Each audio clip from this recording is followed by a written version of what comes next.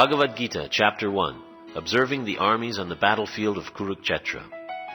Dhritarashtra said, O Sanjaya, after my sons and the sons of Pandu assembled in the place of pilgrimage at Kurukshetra desiring to fight, what did they do?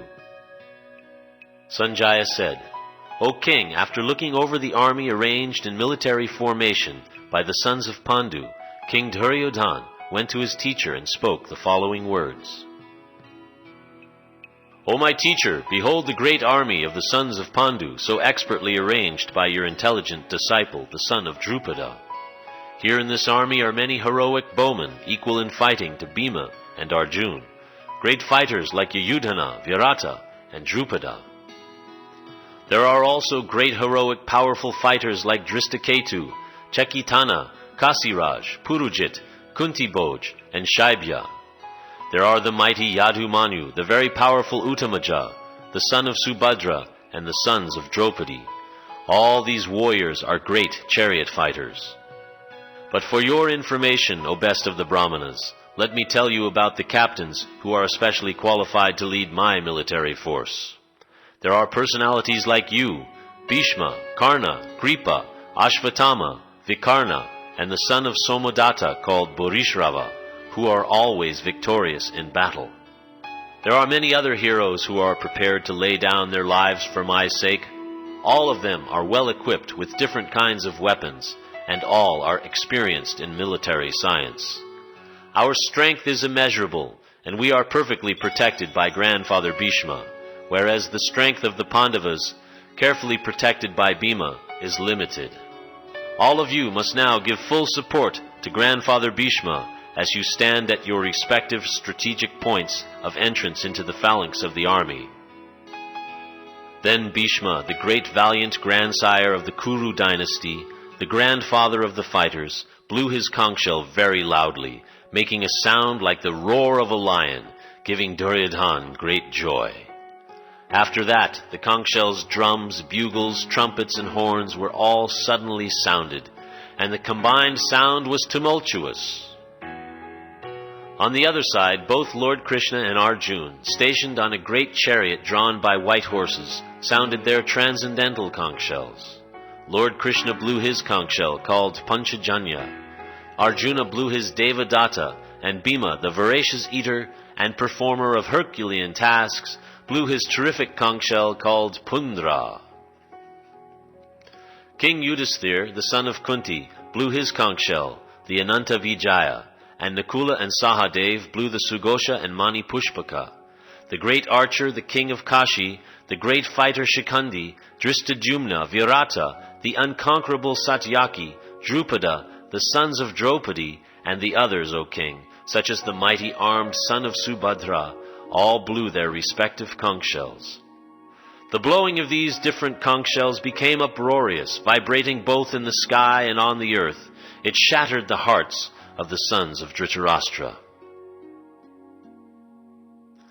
At that time Arjuna, the son of Pandu, seated in the chariot bearing the flag marked with Hanuman, took up his bow and prepared to shoot his arrows.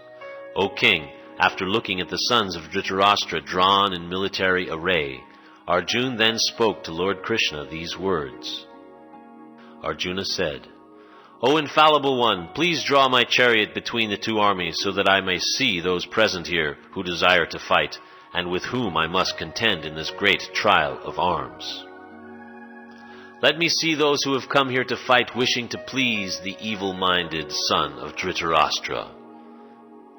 Sanjaya said, O descendant of Bharata, having thus been addressed by Arjuna, Lord Krishna drew up the fine chariot in the midst of the armies of both parties.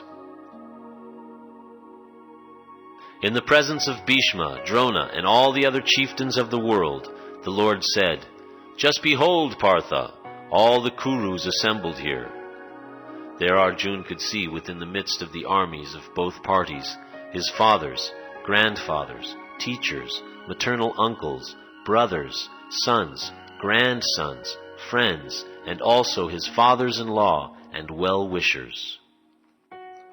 When the son of Kunti Arjuna saw these different grades of friends and relatives, he became overwhelmed with compassion and spoke thus.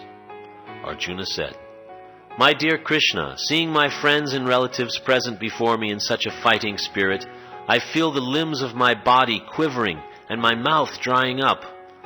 My whole body is trembling, my hair is standing on end, my bow Gandiva is slipping from my hand, and my skin is burning. I am now unable to stand here any longer. I am forgetting myself, and my mind is reeling. I see only causes of misfortune, O Krishna, killer of the Keshi demon. I do not see how any good can come from killing my own kinsman in this battle, nor can I, my dear Krishna, desire any subsequent victory, kingdom, or happiness. O Govinda, of what avail to us are a kingdom, happiness, or even life itself, when all those for whom we may desire them are now arrayed on this battlefield? O Madhusudana, when teachers, fathers, sons, grandfathers, maternal uncles, fathers-in-law, grandsons, brothers-in-law, and other relatives are ready to give up their lives and properties and are standing before me, why should I wish to kill them, even though they might otherwise kill me? O maintainer of all living entities, I am not prepared to fight with them, even in exchange for the 3 worlds, let alone this earth. What pleasure will we derive from killing the sons of Dhritarashtra? Sin will overcome us if we slay such aggressors. Therefore it is not proper for us to kill the sons of Dhritarashtra and our friends. What should we gain, O Krishna, husband of the goddess of fortune? And how could we be happy by killing our own kinsmen? O Janardana, although these men, their hearts overtaken by greed, see no fault in killing one's family or quarreling with friends, why should we, who can see the crime in destroying a family, engage in these acts of sin? With the destruction of dynasty, the eternal family tradition is vanquished, and thus the rest of the family becomes involved in irreligion. When irreligion is prominent in the family, O Krishna, the women of the family become polluted, and from the degradation of womanhood, O descendant of Vrishni, comes unwanted progeny. An increase of unwanted population certainly causes hellish life, both for the family and for those who destroy the family tradition. The ancestors of such corrupt families fall down, because the performances for offering them food and water are entirely stopped. By the evil deeds of those who destroy the family tradition and thus give rise to unwanted children, all kinds of community projects and family welfare activities are devastated. O Krishna, maintainer of the people, I have heard by disciplic succession that those who destroy family traditions dwell always in hell. Alas, how strange it is that we are preparing to commit greatly sinful acts.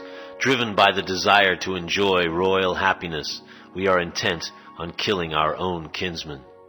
Better for me if the sons of Dhritarashtra, weapons in hand, were to kill me unarmed and unresisting on the battlefield. Sanjaya said, Arjuna, having thus spoken on the battlefield, cast aside his bow and arrows, and sat down on the chariot, his mind overwhelmed with grief.